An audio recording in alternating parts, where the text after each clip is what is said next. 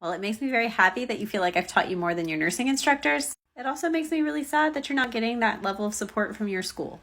But you're asking a really good question about any tips for the new NCLEX, because I know this is something a lot of students are really concerned about right now. If you're listening, you don't already know about this. Basically, there's the current version of NCLEX, which has certain type of test plans, certain types of test questions, things like that. And starting in spring of 2023, they're going to transition to a new NCLEX format. And you hear the buzzword is they're focusing more on clinical decision making. Obviously, you as a nursing student, if you're watching this, probably are feeling concerned like, well, if I'm in school now, am I going to be prepared for this new NCLEX that I might have to take when I graduate? So here's the facts about the new NCLEX format. First off, it's still testing you on exactly the same thing that the old NCLEX is, which is how to think like a nurse.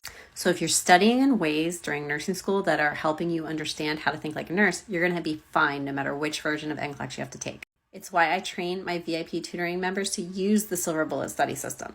You can get a free overview of how to do it for yourself in the link in my bio, but I really dig deep and train students how to use it in my membership because it's not magic. It doesn't work unless you're using it properly.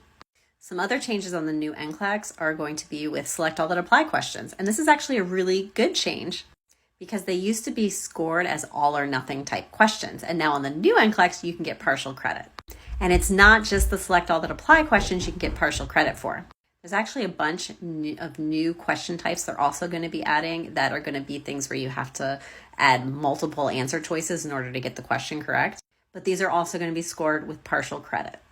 The other big change is they're moving to more of a case scenario format for some of the questions. So you might have a series of 10 to 15 questions that are all about one single case scenario. And as you answer each question, it's going to kind of take you to the next step in that scenario. Again, they're trying to assess your clinical judgment. So they're trying to make this as realistic as possible with multiple choice questions and the other format questions too. All this to say, you're preparing for NCLEX from the day you start your first prerequisite class, and definitely from the first day of your first core nursing class too.